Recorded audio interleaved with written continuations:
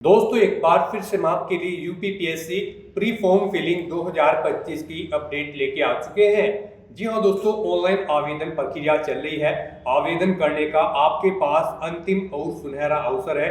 केवल 5 दिन शेष रह गए हैं। आप जल्द से जल्द अपना फॉर्म फिल कर ले। फॉर्म फिलिंग की कंप्लीट इंफॉर्मेशन दिखाएंगे ओटीआर रजिस्ट्रेशन के साथ में। इस वीडियो में स्टेप बाय स्टेप कंप्लीट जानकारी आपको देखने को मिल जाएगी। इस वीडियो में हम आपको ये भी जानकारी देंगे कि कैसे आप अपने डॉक्यूमेंट्स अपलोड कर सकते हो, फोटोग्राफ सिग्नेचर अपलोड कर सकते हो, कैसे आप फीस पेमेंट कर सकते हो। साथ ही साथ इस वीडियो में हम आपको ये भी बता दें कि आवेदन करते समय आपको कोई भी ऐसी गलती या फिर मिस्टेक नहीं करनी होगी जिसके करने से आपके एप्लीकेशन फॉर्म रिजेक्ट हो सकते हैं। और ऑनलाइन आवेदन करते समय आपको कुछ महत्वपूर्ण बातों का भी ध्यान रखना होगा, तभी आपके एप्लीकेशन फॉर्म सक्सेसफुली सबमिट किए जाएंगे। इस वीडियो में हम आपको साथ ही साथ ये भी जानकारी दिखाएंगे कि क्या यहाँ पर एलिजिबिलिटी क्राइटेरिया है, पोस्ट वाइज वैकेंसीज क्या निकली है, क्या एग्जाम पैटर्न सिलेबस रहेगा, post wise qualification age limit आपकी क्या रहेगी, क्या यहाँ पर फिजिकल डिटेल रहने वाली है, कैसे आप इस नोटिफिकेशन की पीडीएफ को इंग्लिश या फिर हिंदी में डाउनलोड कर सकते हो, कैसे अप्लाई कर सकते हो और कब से कब तक आप अप्लाई ऑनलाइन कर सकते हो। स्टेप बाय स्टेप पूरी जानकारी के लिए आपको वीडियो शुरू से लेके एंड तक बिना स्किप किए हुए देखनी होगी। इस वीडियो को कंप्लीटली देखने पर ही आपके सभी सवाल और डाउट क्लियर होंगे। तो चलिए दोस्तों, बिना कोई वक्त गंवाए शुरू करते हैं यूपीपीएससी प्री फॉर्म फिलिंग 2025 की पूरी जानकारी। फॉर्म भरने से पहले आपको हमारी वेबसाइट आईएनडी सरकारी नौकरी के इस पेज का लिंक नीचे description plus first comment box में मिल जाएगा और हमारे इस पेज पर विजिट करके आप यहां से यूपीपीएससी प्री का फॉर्म फिल कर सकते हो। उत्तर प्रदेश पब्लिक सर्विस कमीशन लोक सेवा आयोग की ओर से नोटिफिकेशन रिलीज कर दिया गया है। इसमें combined upper subordinate service UPPSC pre 2025 जो एग्जाम होगा उसके लिए 200 वैकेंसीज है। असिस्टेंट कंजर्वेटर ऑफ फॉरेस्ट यानी कि एसीएफ, इसके लिए 10 वैकेंसीज है और रेंज फॉरेस्ट ऑफिसर आरएफओ के लिए डिक्लेयर नहीं की गई है। यहाँ पर पोस्ट है इसमें district administrative officer, labour enforcement officer, food safety officer FSO और भी पोस्ट है जिसकी assistant director, district audit officer, senior lecturer, local fund audit department Uttar Pradesh, sub registrar, district health education and information officer, assistant commissioner and assistant registrar cooperative, district audit officer या assistant director cooperative societies and panchayat audit, assistant labour commissioner, assistant commissioner industries enforcement, assistant research officer, assistant prosecution officer transport और technical assistant chemistry. यहाँ पर various post निकली हुई है। Total 210 vacancies निकली हुई है। यहाँ पर 3 एग्जाम है, pre exam, ACF exam, RFO exam, इनके तहत भर्ती हो रही है। टोटल यहाँ पर 210 वैकेंसीज निकली हुई है। लास्ट डेट की अगर बात की जाए तो केवल आवेदन करने के 5 दिन शेष है। 24 मार्च तक आप फॉर्म फिल कर सकते हो। अगर आपने अपना फॉर्म फिल कर लिया है और आपसे कोई गलती या फिर मिस्टेक हो गई है तो डोंट वरी, आप करेक्शन कर सकते हो। लास्ट डेट इसकी भी 2 अप्रैल रखी गई है। एग्जाम डेट 12 अक्टूबर 2025 है। सैलरी पोस्ट वाइज आप नोटिस से ही चेकआउट कर सकते हो। क्वालिफिकेशन की बात की जाए तो आप यहां से वीडियो को पॉज करके यहां से post wise qualification read out कर सकते हो। बैचलर डिग्री, मास्टर डिग्री से आप अप्लाई कर सकते हो। ग्रेजुएशन डिग्री धारक कैंडिडेट सभी पोस्ट के लिए अप्लाई कर सकते हो और कुछ के लिए मास्टर डिग्री भी मांगी गई है। तो यहाँ से आप 21 से 40 वर्ष आयु सीमा रखी गई है। जनरल ओबीसी के लिए 125 फीस है, एससी के लिए 65 है, पीएच कैंडिडेट के लिए 25 है, जो कि आप यहां पर ऑनलाइन मोड से पेमेंट कर सकते हो। प्री एग्जाम, मेन एग्जाम से सिलेक्शन होगा, ऑनलाइन अप्लाई कर सकते हो। UP Uttar Pradesh job location है, ऑल इंडिया से ऑनलाइन कर सकते हो। upsc.up.nic.in इसकी ऑफिशियल वेबसाइट है जिससे आप ऑनलाइन अप्लाई कर सकते हो। इंपोर्टेंट लिंक सेक्शन के अंतर्गत आपको इंग्लिश नोटिफिकेशन पीडीएफ और हिंदी नोटिफिकेशन पीडीएफ के 2 अलग अलग लिंक्स दिए गए हैं। इन पर आप जैसे क्लिक करोगे तो आपके सामने इंग्लिश की और ये हिंदी की पीडीएफ ओपन हो जाएगी। इसमें से आप कंप्लीट डिटेल चेकआउट कर सकते हो। जैसे कि सबसे पहले आपको इंपोर्टेंट इंफॉर्मेशन दी गई है ऑनलाइन आवेदन से रिलेटेड। आप यहां से देख सकते हो कैसे आपको फॉर्म फिल करना होगा, रजिस्ट्रेशन, आपको ओटीआर रजिस्ट्रेशन कैसे करना होगा। राइट साइड में फीस पेमेंट की जानकारी दी गई है और साथ ही साथ यहाँ पर नंबर ऑफ वैकेंसी की आपको जानकारी इसमें दी गई है। यहाँ पर पोस्ट वाइज वैकेंसी चेकआउट कर सकते हो। उसके बाद में क्वालिफिकेशन डिटेल पोस्ट वाइज आप इस टेबल से चेकआउट कर सकते हो और यहाँ पर आपको सैलरी की जानकारी भी दी गई है। तो क्वालिफिकेशन डिटेल के बाद में आप यहाँ पर देख सकते हो, इसमें आपको हाउ टू अप्लाई का कंप्लीट प्रोसीजर दिया गया है, साथ ही साथ एग्जाम पैटर्न आपको दिया गया है और साथ साथ फिजिकल डिटेल की जानकारी दी गई है। जो यहाँ पर डीएसपी की पोस्ट है उसके लिए फिजिकल मेजरमेंट आपको दिया गया है, हाइट चेस्ट आपकी क्या रहेगी वो आप चेकआउट कर सकते हो। इसी तरह से डिस्ट्रिक्ट कमांडेंट होम गार्ड्स के लिए भी फिजिकल दिया गया है और यहाँ पर आप देख सकते हो सुपरिंटेंडेंट ऑफ जेल के लिए, एक्साइज इंस्पेक्टर, डिप्टी जेलर के लिए यहाँ पर फिजिकल दिया गया है। जो डिफेंस की पोस्ट है इनके लिए फिजिकल क्राइटेरिया आपको यहाँ पर दे दिया गया है। फिजिकल क्राइटेरिया आप रीड आउट कर सकते हो सभी पोस्ट के लिए और यहाँ पर जनरल इंस्ट्रक्शंस दिए गए हैं, इनको फॉलो कर सकते हो।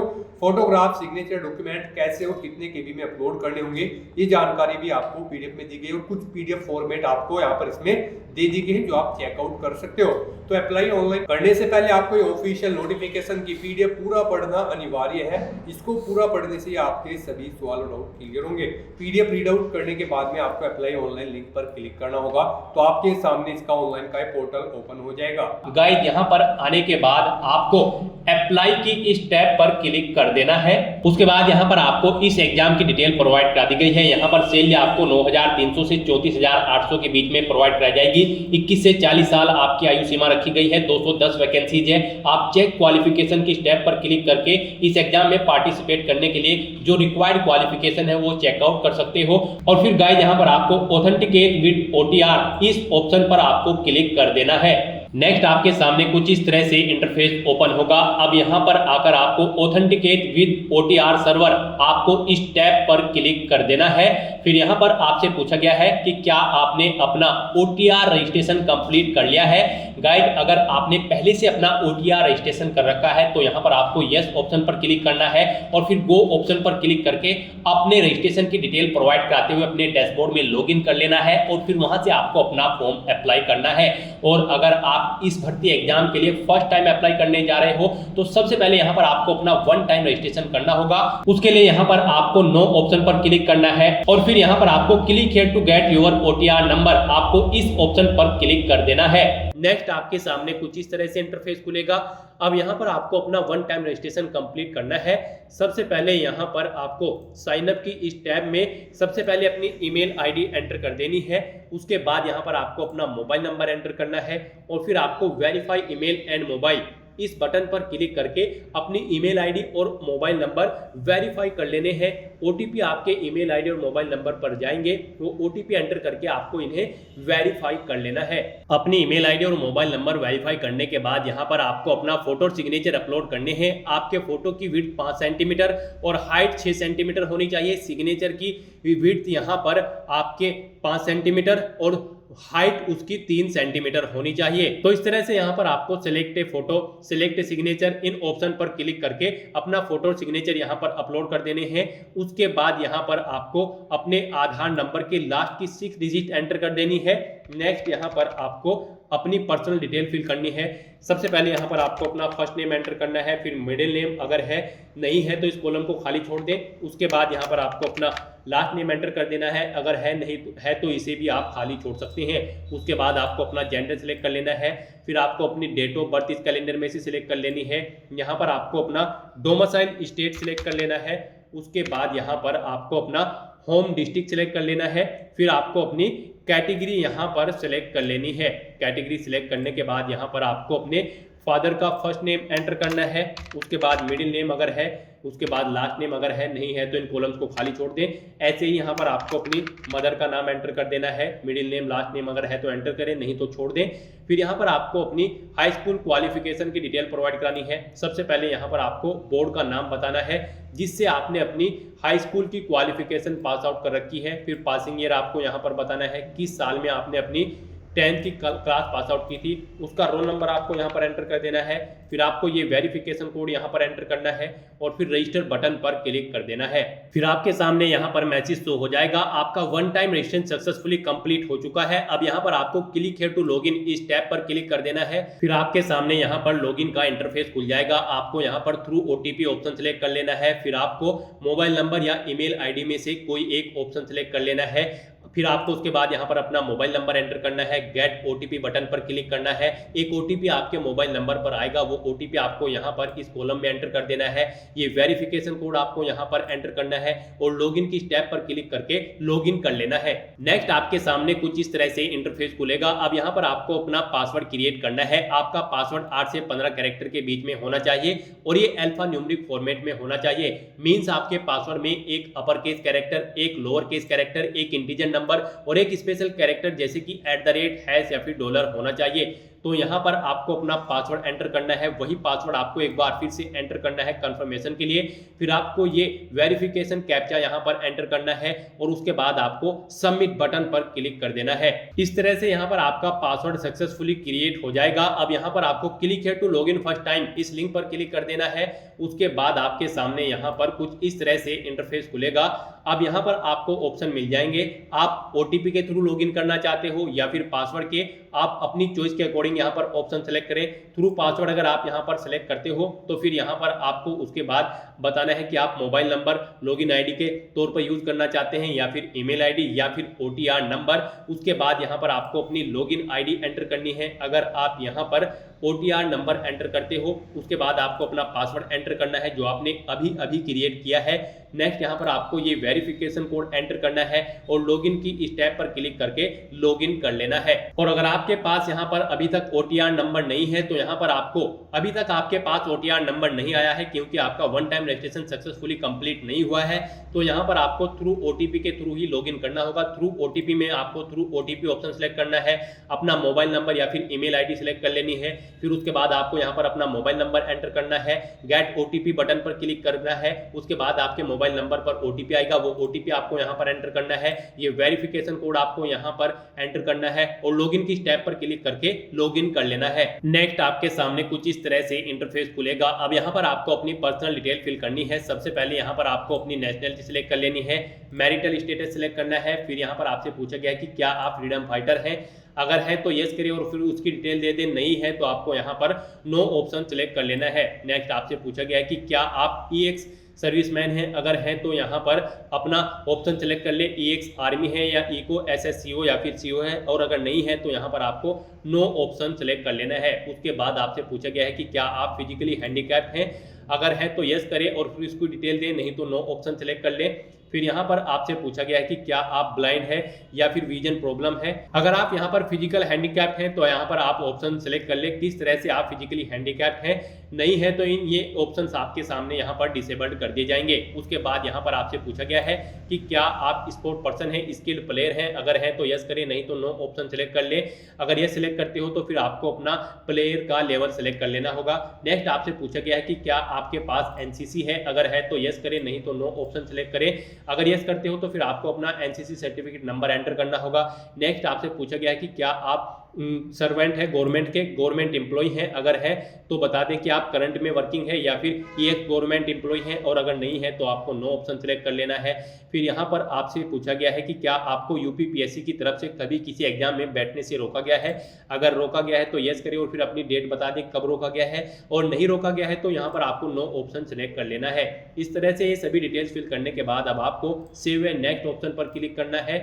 नेक्स्ट यहाँ पर आपको अपना परमानेंट एड्रेस एंटर कर देना है। उसके बाद आपको अपना कोरोस्पोंडेंस एड्रेस एंटर करना है, और अगर आपका कोरोस्पोंडेंस एड्रेस और परमानेंट एड्रेस सेम है तो बस आपको यहाँ पर सेम एज परमानेंट एड्रेस इस चेकबॉक्स को ओके करना है। यहाँ पर आपका कोरोस्पोंडेंस एड्रेस ऑटोमेटिकली आपके परमानेंट एड्रेस के अकॉर्डिंग फिल हो जाएगा। फिर यहाँ पर आपको सबमिट डिटेल इस ऑप्शन पर क्लिक कर देना है। फिर आपको यहाँ पर अपने डैशबोर्ड में क्वालिफिकेशन डिटेल ऑप्शनल इस टैब पर क्लिक करना है और यहाँ पर अपनी क्वालिफिकेशन की डिटेल फिल कर देनी है। 10वीं क्लास की डिटेल आप ऑलरेडी यहाँ पर फिल कर चुके हैं, तो यहाँ पर आपकी जो भी हायर क्वालिफिकेशन है उन तक की आपको सभी डिटेल्स यहाँ पर फिल कर देनी है। जैसे कि यहाँ पर आपको क्वालिफिकेशन लेवल में सबसे पहले क्वालिफिकेशन लेवल सेलेक्ट लेना है, हाई स्कूल या इंटर या फिर ग्रेजुएशन। उसके बाद यहाँ पर आपको क्वालिफिकेशन कोर्स सेलेक्ट कर लेना है। नेक्स्ट यहाँ पर आपको बोर्ड या यूनिवर्सिटी का नाम सेलेक्ट कर लेना है। उसके बाद यहाँ पर आपको स्कूल का नाम एंटर करना है। फिर यहाँ पर आपको अपने कॉलेज का एड्रेस एंटर करना है। ईयर ऑफ एडमिशन आपको सिलेक्ट कर लेना है। पासिंग ईयर आपको सिलेक्ट करना है। कोर्स की ड्यूरेशन यहाँ पर आपको सिलेक्ट कर लेनी है। डेट ऑफ कंप्लीशन, आपके कोर्स की कंप्लीट कब हुआ था वो डेट सिलेक्ट कर लेनी है।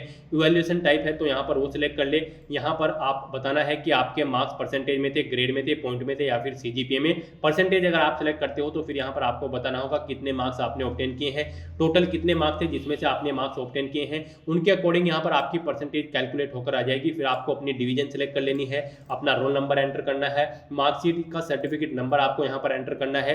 रिमार्क्स अगर आप कोई देना चाहते हैं तो यहाँ पर आप रिमार्क्स दे दें और इस तरह से यहाँ पर आपको अपनी क्वालिफिकेशन, सेव क्वालिफिकेशन बटन पर क्लिक करके सेव कर देनी है। तो इस तरह से यहाँ पर आपकी जो भी हायर क्वालिफिकेशन है उस तक की आपको सभी डिटेल, जैसे इंटर ग्रेजुएशन, पोस्ट ग्रेजुएशन या फिर कोई और क्वालिफिकेशन अगर आपने कर रखी है, डिग्री या फिर डिप्लोमा, तो उसकी डिटेल यहाँ पर फिल करें और सेव क्वालिफिकेशन इस बटन पर क्लिक करके अपनी सभी क्वालिफिकेशन सेव कर दें। अपनी क्वालिफिकेशन की डिटेल फिल करने के बाद अब आपको फोटो एंड सिग्नेचर इस टैब पर क्लिक कर देना है। उसके बाद आपके सामने यहाँ पर आपका फोटो और सिग्नेचर शो हो जाएगा। जो आपने रजिस्ट्रेशन करते समय यहाँ पर फोटो और सिग्नेचर अपलोड किए थे वो यहाँ पर आपको शो कर दिए जाएंगे, या फिर आप select A photo, select a signature in option पर क्लिक करके दोबारा से अपने फोटो और सिग्नेचर यहाँ पर अपलोड कर सकते हो। यहाँ पर उनके साइज की पूरी डिटेल आपको प्रोवाइड करा दी गई है, क्या क्राइटेरिया है। इस क्राइटेरिया को रीड करते हुए आपको अपना फोटो सिग्नेचर अपलोड कर देने हैं। फिर यहाँ पर आपको एक्सपीरियंस डिटेल्स ऑप्शनल इस टैब पर क्लिक कर देना है और अपने एक्सपीरियंस की डिटेल यहाँ पर आपको फिल करनी है। ये ऑप्शनल है, अगर आपको एक्सपीरियंस है तो आप उसकी डिटेल फिल कर दें, नहीं है तो आप इस सेक्शन को खाली छोड़ दें और फिर आप लॉक एंड फाइनल सबमिट इस टैब पर क्लिक करें। Lock and final submit option पर क्लिक करने के बाद आपको आपके एप्लीकेशन फॉर्म, रजिस्ट्रेशन फॉर्म की सभी डिटेल्स शो कर दी जाएगी। आपको सभी डिटेल्स केयरफुली रीड करनी है। उसके बाद आपको डिक्लेरेशन सेक्शन में आकर यहाँ पर इन सभी चेकबॉक्सेस को ओके करना है। Lock and final submit option पर क्लिक कर देना है। अपना वन टाइम रजिस्ट्रेशन लॉक करने के बाद अगर आप एडिट करना चाहते हैं तो आप एडिट कर सकते हो, नहीं तो यहाँ पर अब आपको गेट OTR नंबर इस टैब पर क्लिक कर देना है और अपना एक OTR नंबर यहाँ पर जनरेट कर लेना है। Click to generate OTR number, आपको इस ऑप्शन पर क्लिक करना है। उसके बाद यहाँ पर आपको एक OTR नंबर प्रोवाइड करा दिया जाएगा। आपको इसे केयरफुली नोट डाउन करके रख लेना है फ्यूचर यूज के लिए, फ्यूचर रेफरेंस के लिए। तो गाइस यहाँ पर आपका one time registration successfully complete हो चुका है। अपना उत्तर प्रदेश पब्लिक सर्विस कमीशन का OTR कंप्लीट करने के बाद आपको दोबारा से हमारी वेबसाइट के इसी पेज पर आना है और यहाँ पर आपको अप्लाई ऑनलाइन के इस लिंक पर क्लिक करना है। फिर आपके सामने यही इंटरफेस ओपन होगा उत्तर प्रदेश पब्लिक सर्विस कमीशन का। यहाँ पर आने के बाद गाइज आपको दोबारा से अप्लाई की स्टेप पर क्लिक कर देना है और फिर यहाँ पर आपके सामने कुछ इस तरह से इंटरफेस ओपन होगा। यहाँ पर आने के बाद अब आपको दोबारा से ऑथेंटिकेट विद OTR आपको इस टैब पर क्लिक कर देना है। नेक्स्ट आपके सामने कुछ इस तरह से इंटरफेस ओपन होगा। अब दोबारा से आप ऑथेंटिकेट विद OTR सर्वर की स्टेप पर क्लिक करें और फिर आपके सामने यहाँ पर ये पॉपअप शो होगा। यहाँ पर आपसे पूछा गया है कि क्या आपने अपना OTR रजिस्ट्रेशन कंप्लीट कर लिया है, तो यहाँ पर आपको यस ऑप्शन सेलेक्ट करना है और फिर आपको गो की स्टेप पर क्लिक कर देना है। उसके बाद यहाँ पर आपके सामने कुछ इस तरह से इंटरफेस ओपन होगा।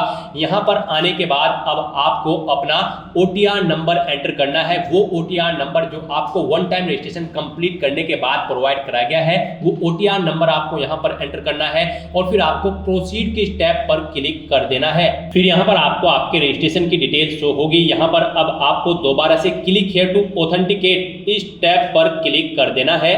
फिर यहाँ पर आपको पॉपअप को ओके करते हुए अपना पासवर्ड एंटर करना है। वो पासवर्ड यहाँ पर आपको एंटर करना है जो आपने OTR के समय क्रिएट किया था और फिर आपको यहाँ पर प्रोसीड की इस टैब पर क्लिक कर देना है। नेक्स्ट आपके सामने यहाँ पर एग्जाम की कुछ डिटेल शो कर दी गई है, जैसे कि कितनी नंबर ऑफ वैकेंसीज है, क्या आपकी आयु सीमा रखी गई है, कितनी सैलरी आपको प्रोवाइड कराई जाएगी, आपके रजिस्ट्रेशन की भी कुछ डिटेल्स आपको यहाँ पर शो कर दी गई है और अब यहाँ पर बस आपको प्रोसीड की स्टेप पर क्लिक करना है। नेक्स्ट आपके सामने यहाँ पर कुछ इस तरह से इंटरफेस ओपन होगा। अब यहाँ पर आपको अपने एग्जाम की चॉइस करनी है, आप किस एग्जाम में पार्टिसिपेट करना चाहते हैं।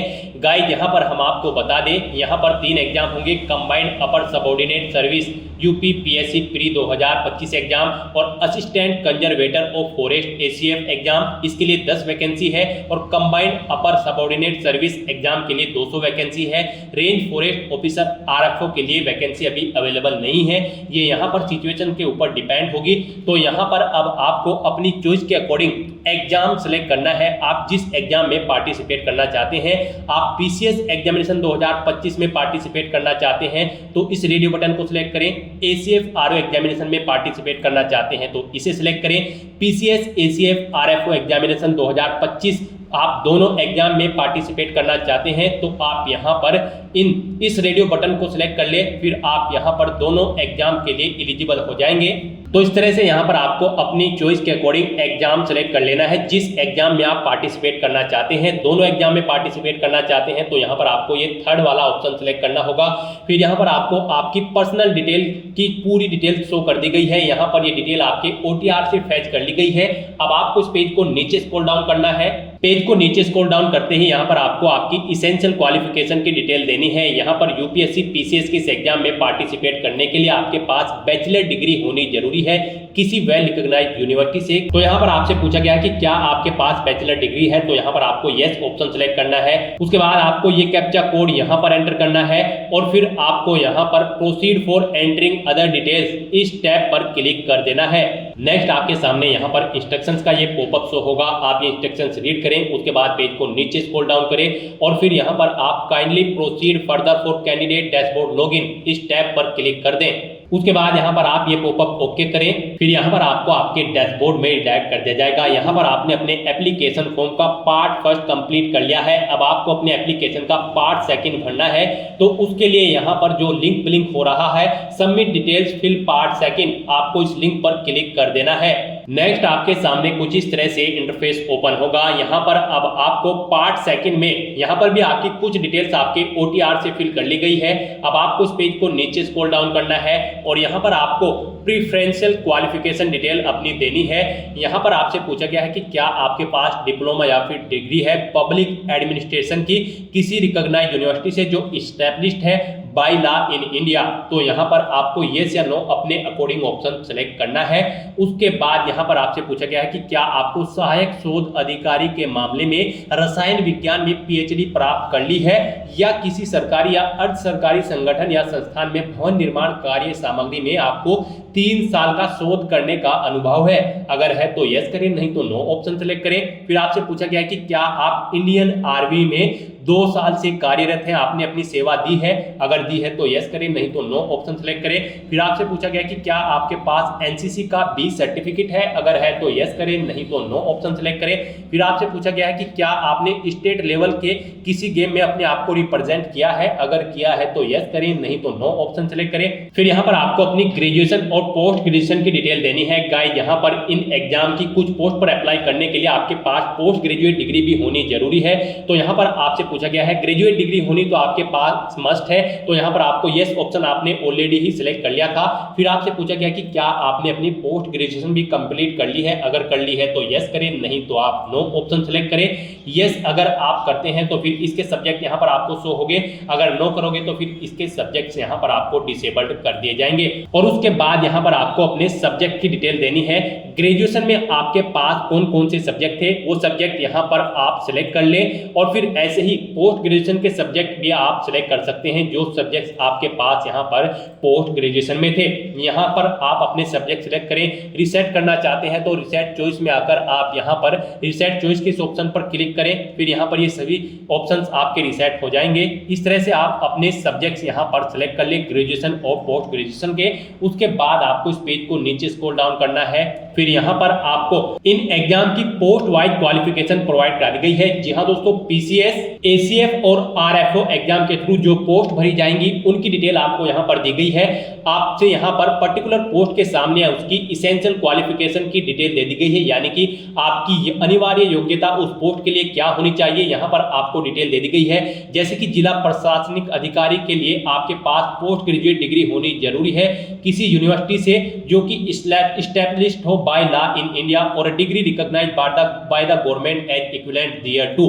तो यहाँ पर आपके पास इस पोस्ट के लिए ये क्वालिफिकेशन होनी जरूरी है। लेबर इन्फॉर्मेशन ऑफिसर के लिए आपके पास ये क्वालिफिकेशन होनी जरूरी है और फूड सेफ्टी ऑफिसर के लिए आपके पास बैचलर डिग्री होनी जरूरी है फूड टेक्नोलॉजी या फिर डेयरी टेक्नोलॉजी में। यहां से आप पर्टिकुलर पोस्ट की क्वालिफिकेशन चेकआउट कर सकते हो। इन एग्जाम के अंतर्गत ये पोस्ट यहां पर आपको मिल सकती है। तो इनके सामने आपको पर्टिकुलर पोस्ट के सामने सभी डिटेल्स प्रोवाइड करा दी गई है उसकी एलिजिबिलिटी की यानी कि क्वालिफिकेशन की। तो यहां पर आपसे पूछा गया है कि जैसे कि जिला प्रशासनिक अधिकारी की पोस्ट के लिए ये क्वालिफिकेशन यहां पर रिक्वायर्ड है, क्या आपके पास ये क्वालिफिकेशन है? अगर है तो आप यस करें, नहीं तो आप नो ऑप्शन सेलेक्ट करें। फिर ऐसे ही आपको सभी पोस्ट की क्वालिफिकेशन यस या नो अपने अकॉर्डिंग सेलेक्ट कर लेनी है। अगर आपके पास ये क्वालिफिकेशन है तो आप यस कर ले, नहीं तो आप नो ऑप्शन सेलेक्ट कर ले।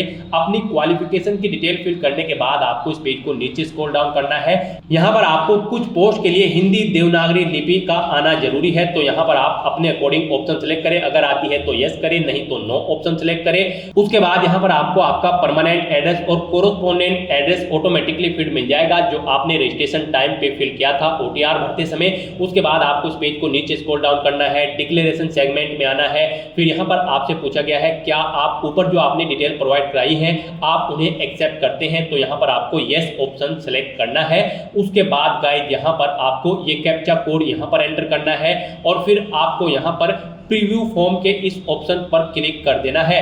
फिर यहाँ पर आपको पॉपअप को ओके करते हुए यहाँ पर कुछ इस तरह से इंटरफेस होगा। यहाँ पर अगर आप अपना एप्लीकेशन फॉर्म में एडिट करना चाहते हैं तो आप एडिट के इस ऑप्शन पर क्लिक करके एडिट कर ले और अगर सभी चीजें ओके हैं तो यहाँ पर बस अब आपको सबमिट एप्लीकेशन फॉर्म आपको इस टैब पर क्लिक कर देना है। यहाँ पर आपका एप्लीकेशन फॉर्म सेव हो चुका है लेकिन इसे कंसिडर फीस पेमेंट के बाद किया जाएगा। तो यहाँ पर अब आपके सामने फीस कंफर्मेशन का विंडो ओपन हो चुका है। तो अब यहाँ पर आपको यस के इस ऑप्शन पर क्लिक करना है। उसके बाद आपको यहाँ पर फीस पेमेंट के इस इंटरफेस पर रिडायरेक्ट किया जाएगा। यहाँ पर आप net banking, debit card, credit card, UPI के थ्रू अपना फीस पेमेंट कर सकते हो। आप अपनी चॉइस के अकॉर्डिंग यहाँ पर कोई भी ऑप्शन सेलेक्ट करें। यूपीआई आपके लिए बेस्ट रहेगा, आप यूपीआई के इस ऑप्शन पर क्लिक कर दें। उसके बाद आपके सामने कुछ इस तरह से इंटरफेस ओपन होगा। अब यहाँ पर आप अगर यूपीआई आईडी के थ्रू अपना फीस पेमेंट करना चाहते हैं तो आप यहाँ पर VPA/UPI आईडी ऑप्शन सेलेक्ट करें। फिर आप अपनी यूपीआई आईडी एंटर करें, VPA नरेशन यहाँ पर एंटर करें और अगर आप QR कोड के थ्रू फीस पेमेंट करना चाहते हैं तो यहाँ पर आप QR कोड के इस ऑप्शन पर क्लिक करें। फिर यहाँ पर आपको ये QR कोड शो कर दिया जाएगा। यहाँ पर आप इसे अपने ऐप से स्कैन करें और अपना फीस पेमेंट कर दें। गाइस यहाँ पर आपको अपनी कैटेगरी के अकॉर्डिंग एप्लीकेशन फीस का अमाउंट शो होगा। यहाँ पर हम आपको बता दें जनरल OBC कैंडिडेट है तो आपको 125 रुपए एप्लीकेशन फीस के रूप में जमा कराने हैं। SC/ST कैंडिडेट हो तो 65 रुपए, PH कैंडिडेट हो तो आपको 25 रुपए फीस के रूप में जमा कराने होंगे जो कि आप ऑनलाइन मोड में debit card, credit card, net banking या फिर यूपीआई के माध्यम से जमा करा सकते हो। इस तरह से यहाँ पर अपना एप्लीकेशन फीस पेमेंट करने के बाद आपका एप्लीकेशन फॉर्म सक्सेसफुली सबमिट हो जाएगा। फिर इसे कंसीडर कर लिया जाएगा और आपको यहाँ से आपके डैशबोर्ड में रिडायरेक्ट कर दिया जाएगा। वहां से आप अपने एप्लीकेशन फॉर्म का स्टेटस चेकआउट कर ले और उसका एक हार्ड कॉपी प्रिंट आउट ले लें फ्यूचर यूज के लिए, फ्यूचर रेफरेंस के लिए। तो दोस्तों ऐसे आप Uttar Pradesh public service commission, PCS, pre, ACF और RFO सर्विस एग्जामिनेशन 2025 के लिए अपने फॉर्म अप्लाई कर सकते हो बिना कोई मिस्टेक किए हुए। आज की इस वीडियो में बस इतना ही। आई होप ये वीडियो आपको पसंद आई होगी। अगर पसंद आई हो तो इसे लाइक और शेयर करें। चैनल पर नए हो तो इसे सब्सक्राइब कर लें। Thanks for watching.